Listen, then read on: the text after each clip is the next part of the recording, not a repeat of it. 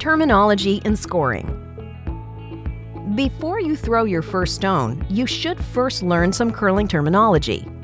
The object of curling, as with most games, is to score more points than your opponent. To accomplish this, you and your opponent take turns throwing stones from one end of the playing surface to the other end. Your target is a set of concentric circles called the house. It resembles a bullseye, and at the center of that bullseye is the button. Once all the stones are thrown, if your stone is closest to the button, you score a point.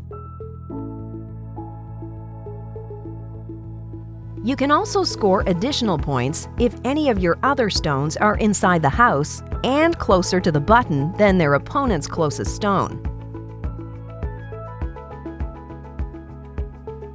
But a scoring stone must be touching the rings in the house to be counted. This process is repeated for 6 to 10 rounds, called ends, until someone is declared the winner. There is another element to scoring and basic curling strategy that can't be ignored: the hammer. In every end, one of the teams will be said to have hammer. Having hammer means that you throw the last stone in this end. Throwing last gives you a significant scoring advantage. In the first end, the team with hammer is determined by a coin flip.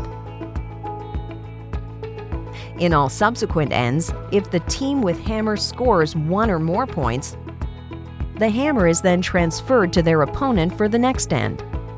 If 0 points are scored, it is called a blank end. In this scenario, the hammer remains with the team that held it during the blank end. Lastly, if a team without hammer manages to score one or more points, it's called a steal.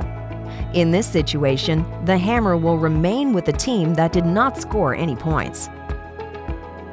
That's the basic gameplay. Now we need to learn how to throw.